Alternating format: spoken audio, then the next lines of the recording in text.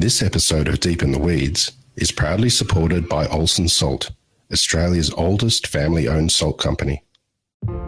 For me, baking, it's a smell and a feeling at the same time. It's almost like your heart has a nose and it can smell it.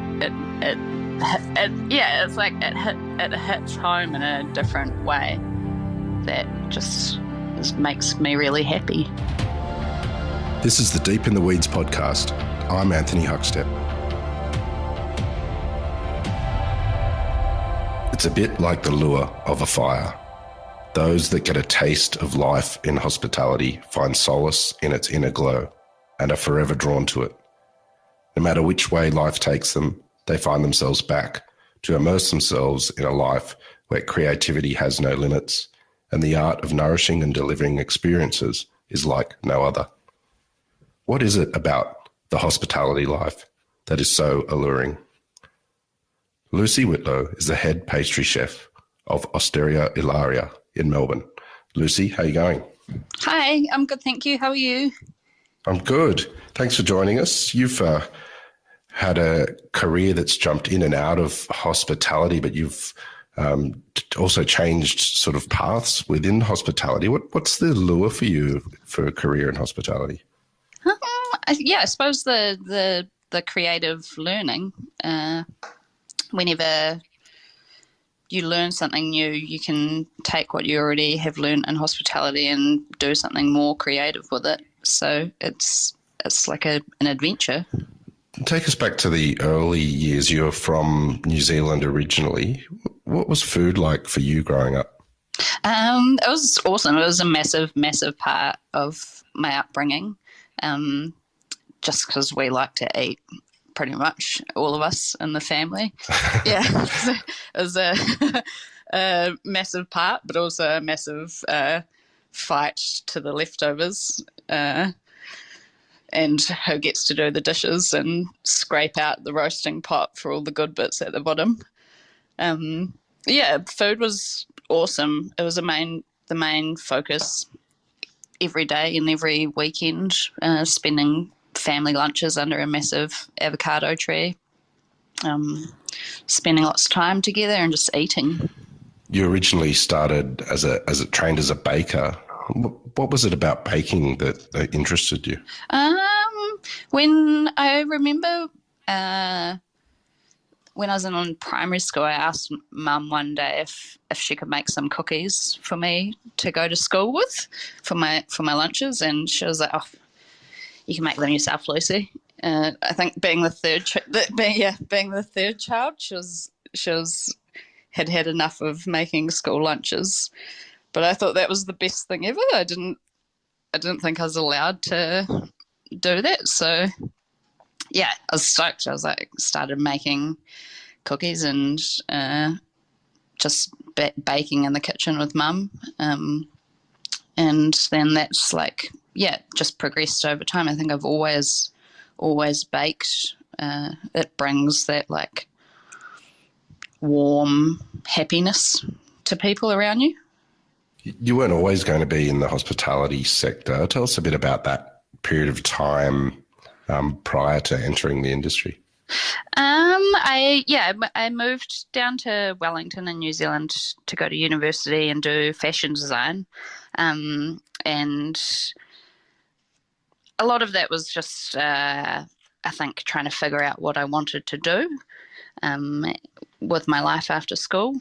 And when I made a collection of clothes called Baked Until Suppressed, which was heavily on a woman in the kitchen and the expectation to be quiet and bake back in the old days. It was just mainly because I didn't want to go to uni and I wanted to stay home and bake and cook for my friends and stuff like that. So it was a project that made me realise that I should probably go and do some baking instead of trying to make clothes. Do you have any memories of that first time that you worked in a commercial kitchen and realised what you're in for? I Out from university, I worked in a wood-fired pizza restaurant for a while, and yeah, the I loved it. The fire, the energy, the it wasn't a massive kitchen, but it was still a good introduction into just cooking and the push in a way of getting it all out and it looking great, tasting good. You lived in Hawke's Bay, grew up there. What was that region like for restaurants and produce while you were young? Hawke's Bay is incredible. It's considered like the fruit bowl of New Zealand. There's like just orchards everywhere. Go and pick your own. My mum used to work for an organic veggie farmer, some family friends, and yeah, which was cool. She was a massive gardener. So she used to get paid in fresh fruit and vegetables. Yeah, which was cool. So I'd often end up going to school with like a whole capsicum to eat instead of an apple, and everyone else has their like packets of chippies. I'm like, you guys don't know what you're missing out on. Yeah. But she turned our entire front yard into a veggie garden, and spent like a year turning the soil because it's super sandy in Hawke's Bay. Yeah, and so we would grow a lot of our fruit and vegetables in the front yard, and I think all the neighbours thought we were pretty mad with corn instead of roses. Tell us about your time in Hawke's Bay. You started sort of building your career working as a baker and pastry chef in various restaurants. Do you have memories of that time? Yeah, definitely learning and being the baker in restaurants. It was pretty cool to like learn more about the chefing world and have conversations with chefs about what they're doing, and I bring my knowledge of baking and they teach me about proteins and what they're doing, and it definitely moulded my baking brain, I think, to include other genres of food, which was cool, and sort of meant that I could collaborate with the chefs and stuff more. Do you have any desserts that you remember that sort of epitomise that period of time of restaurants that you're in that area? Not for that period of time, but a dessert that I just put on at Osteria Ilaria and apple crumble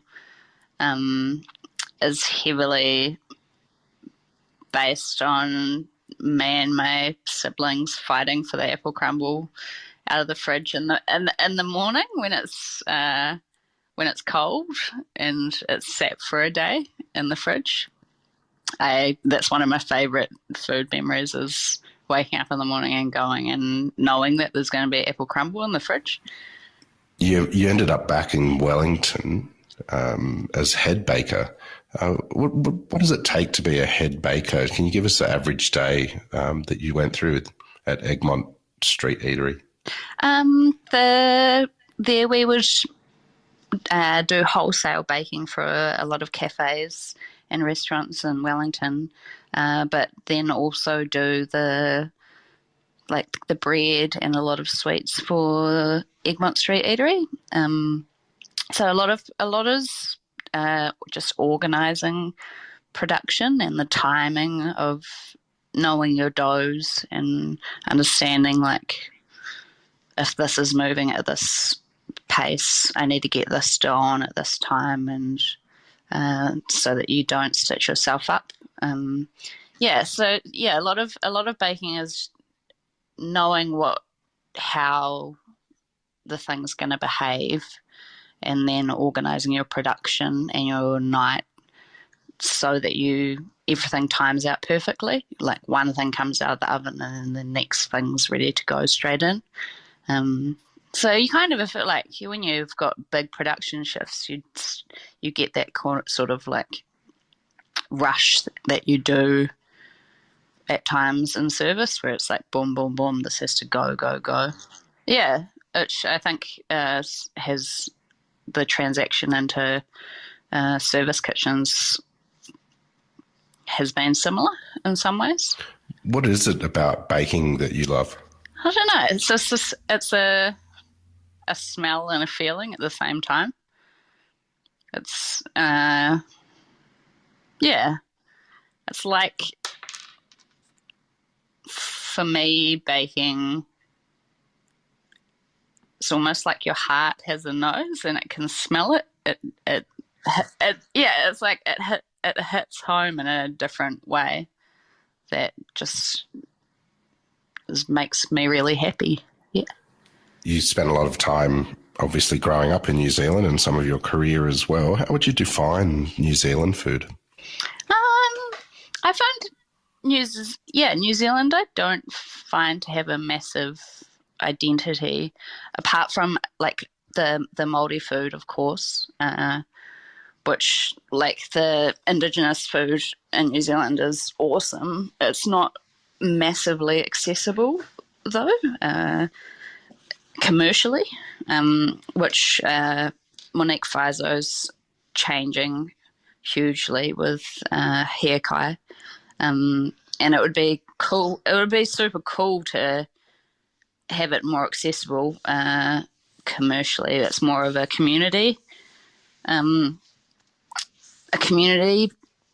like projects, like at homes and community events. You can get a hangi and stuff like that, but you can't. Yeah, which I think is what makes it special when there is one, because it is so much about the people that you're with when you have it. But the going out and eating in New Zealand, it's very based on the ocean, but not a strong identity to the Māori culture in general, which is a shame. And I hope that with things like what Monique Faizo is doing, it keeps growing and heading in that direction to tie the Māori food back into the commercial scene. Yeah. What lured you over to Australia? The food. I wanted to challenge. I wanted to challenge myself. I came here thinking, well, what am I capable of, and what can I do? And the food scene in Melbourne is so awesome, and there's so much talent and in such a small place, all around each other. That it just seems like the obvious place to be like, gonna have a good time there, hopefully. Tell us about your first experience in Melbourne. Is there some highlights and memories that you can tell us about? I had working at Ilaria when we had a great team when I first started there, and made some really close friends. And we would all just go out and eat together and enjoy each other's company and have a lot of laughs. I can't think of a specific memory, but I just for that first solid year there, I made sure I made the most of every opportunity that came up and ate a lot. Just went around. I was like,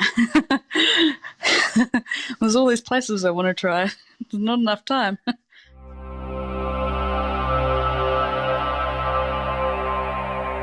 This episode of Deep in the Weeds is proudly supported by Olsen Salt, makers of Australian sea salt since 1948. The sea has given my family everything. My family harvests the pristine waters from the Great Australian Bight to make some of the best sea salt in the world. Hi, I'm Alex Olsen from Olsen Sea Salt. We are the oldest family-owned salt company in Australia. We took over the leases of Pacific Salt in Baruka on the Yorke Peninsula in the early 1960s, and then when the BHP salt leases in Whyalla became available, my father took those over as well. If anyone has visited Whyalla, know it's a very, very windy place. So the three things you need to make salt are seawater, wind and sun, and you get plenty of all three of those here. Wind is a really important factor in making good sea salt because it creates a greater surface area for the sun to evaporate the water, creating brine much faster. We take the seawater from Great Australian Bight and then we store it in something called a primary pond. Then it's fed through a succession of ponds from anywhere between 8 months and 2 years until it gets so heavy in brine and the water is evaporated off, the salt starts to fall out of the water, and it's as simple as that. That's all that we do, and then we wash it in seawater and package it. For more information, go to olsens.com.au. Well, you're the head pastry chef at Osteria Ilaria, and tell us about what you're doing there. It's Italian restaurant. How does that work with the creations of your desserts? I think I've been learning from them more about Italian cuisine and the ingredients that are used. They've taught me a huge amount about that and constantly exposed me to Italian ingredients and recipes and stuff like that. So in a way, I take the things that I know I like to eat for dessert and then just make sure that I can add in these ingredients or the inspiration from what they talk about they eat in Italy in some way, and put the two together to try and make some stuff that hopefully everyone fits in with Italy, but and Osteria Ilaria's vibe, but also just is yum. This episode is proudly supported by Montague, handpicked for you. The things that we're really looking for in plums, first of all, they've got to be sweet. We're really looking for a full flavour explosion in our plums. Red flesh is critically important to us, higher in antioxidants, so all that good stuff. And then we're also looking at a slightly firmer texture, so there's almost a little crunch. That's the real driver for us. For more information, go to montague.com.au. Can you take us through your creative process of a dessert that you have on at the moment and how you construct it? I have a almond toast on at the moment.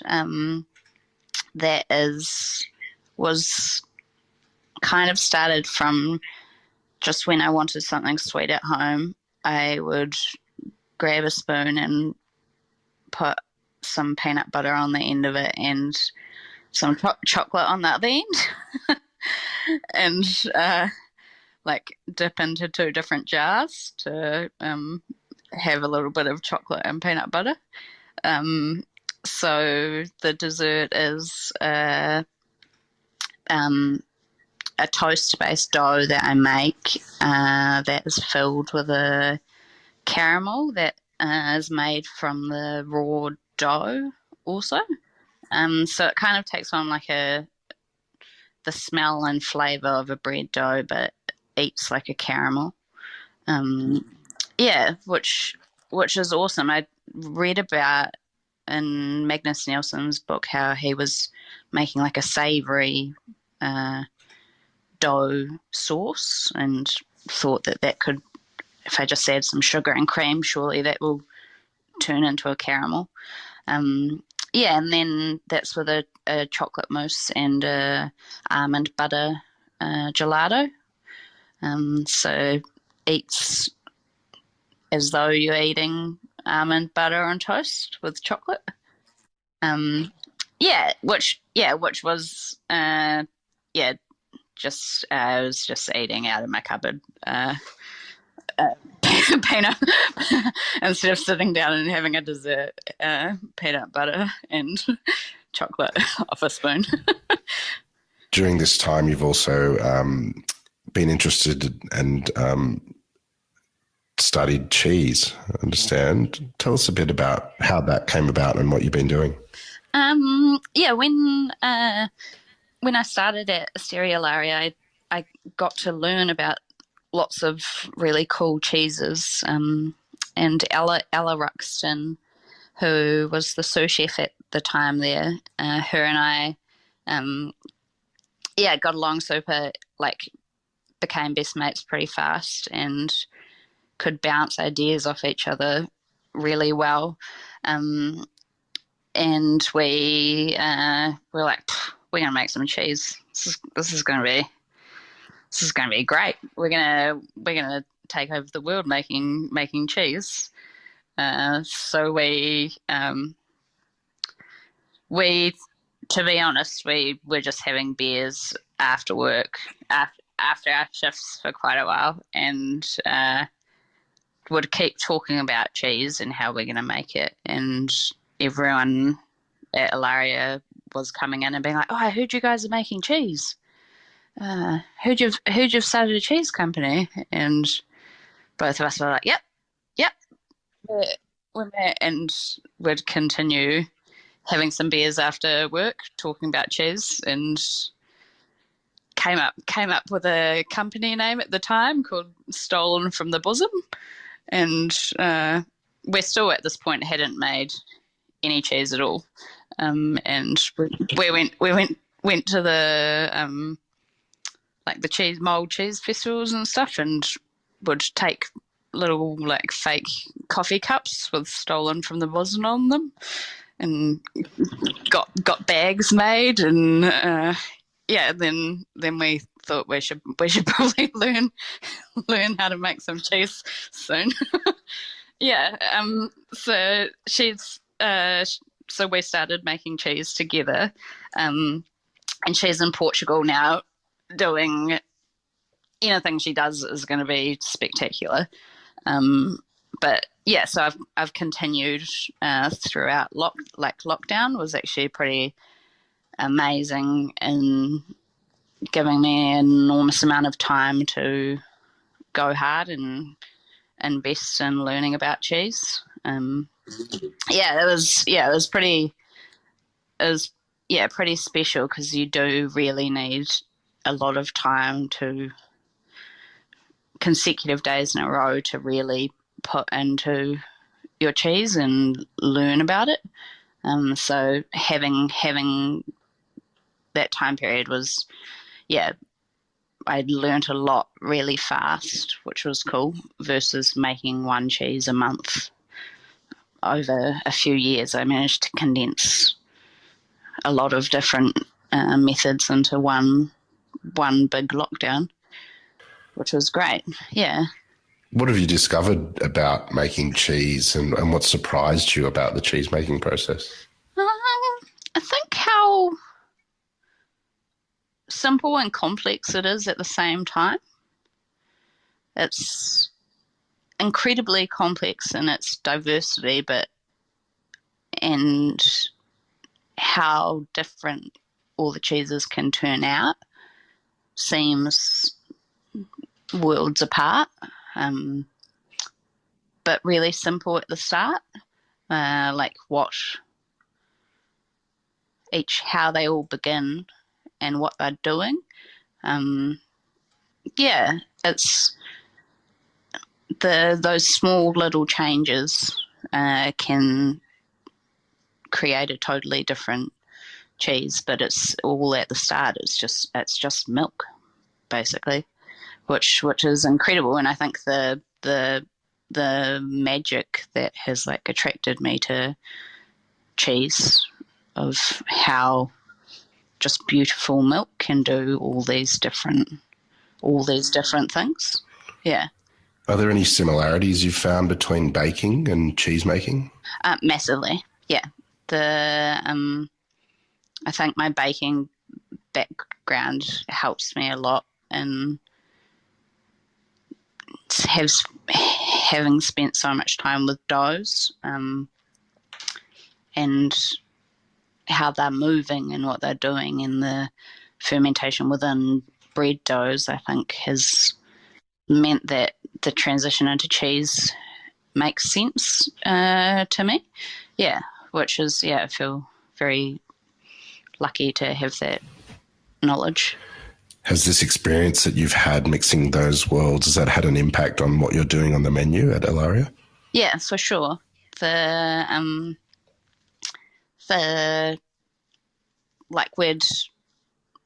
working on making at Ilaria. We're working on making the cheese available in the future, which will be cool. But it's definitely everyone's excited about anything new that we all learn, and we all share that with each other. So we're all just having fun with each other, learning about different stuff. The process of baking has been described as therapeutic by many, and we saw many sourdoughs appear on Instagram in the last year and a half by people at home. Has baking helped you in the last year? I think that, mine being cheese making, I suppose, it gave me something to look after. Yeah. There was something that depended on me. So I had a purpose. Yeah. It's been awesome. And with so many people being so interested in cheese as well, creates like a lot of online conversations about what other people are doing and how they're going with their cheese and what you're doing, and a community within that. With the bubble opening up between New Zealand and Australia, have you had a chance to see any friends or family from back home? My mum was able to come over for an event that I was doing at Congress in Collingwood with Zach Tinsley. Yeah, we did a cheese degustation dinner, which was, it was cool. So we wanted to celebrate our relationship, but also make some cool food and focus on both of us learning about cheese. So it was awesome because mum could come over for that and kind of see what I've been doing and treat her to some fun food. Well, take us through a cheese degustation. It's obviously many courses, but is there some dishes that you can tell us about from that? Yeah, our biggest challenge was it not being too cheesy. We didn't want Zach and I. We didn't want people to leave feeling heavy or leave feeling like they'd eaten too much cheese. And within cheese making, there's lots of byproducts with the whey and things that you can do with that. So there, throughout the courses, there were elements related to cheese or to do with the conversation of cheese making that like the main was a sausage, because we wanted to talk about rennet in the stomach of the animal and what nature is meant to do, and how the cow's stomach, the calf's stomach makes cheese within it, and for the calf to digest. So we had a lot of fun doing things like that, making some like black Jerusalem artichokes with a blue cheese foam and a whey sorbet palate cleanser before before actually getting your cheese. Yeah, no, it was awesome. It was a fun event. Yeah. Cheese starts with milk. Tell us about how important the role that milk plays and what you need in milk to get the cheese that you want. Oh, it's huge. It's it's the foundation for everything that's going to happen next. I just made some cheeses the other day using Gippsland Jersey's milk, and the difference in yield, but quality of the curds, quality of the set, how incredibly smooth my arms felt afterwards. I felt like I'd been in a spa because my arms were so smooth from just the like beautiful milk on them for 2 hours. Yeah, no, it's massive. It all starts with farming and how the cows are treated, and if that's done right, you don't need to do much to the cheese because it's within the milk, everything's there and set up for a good cheese to be made.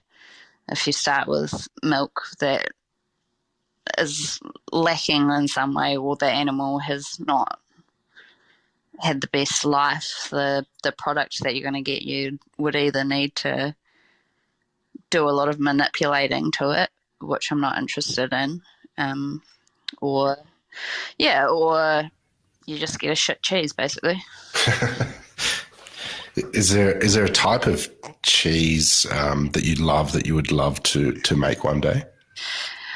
I've started trying I tried to use mandarin peels instead of a wax on a cheese to age it. Wow. Yeah, which in my mind works, and because it's wax pretty much for the fruit. It's this thing that's like protecting it and keeping all the moisture out, but keeping it safe. It's nice and waterproof on the outside. And when cooked down a little bit and sweetened, it tastes delicious too. And the like mixed peel or preserved fruits with cheese go hand in hand. So I've done one, and my main issue at the moment is just like making them a stick, which is like it's 80% worked on this one, but I can see that I just need to reduce a little bit of moisture in the mandarin skins, and then I think I'll be bang on. But I want to make something like that, or make cheeses where you use nature in a way that complements the thing that you're making, but also is, just makes sense to me that nature's given us all these ingredients and things that are capable of doing things. Maybe if you put it in a different light, it can help you and make something better. This exploration into cheese and journey that you're on, do you see yourself moving more towards that world and away from pastry, or do you see them combining as you move forward? Kind of combining, yeah. I think a little bit away, but still with my foot in pastry. I think with Ilaria, with Andreas, Luke, and Alberto, we'd like to make the cheese available for people, which is very exciting. and I'm very excited and grateful to do something with them in the future. But yeah, I think at the moment heading in the cheese direction. Well, it sounds pretty exciting, and very much looking forward to seeing it appear on the menu.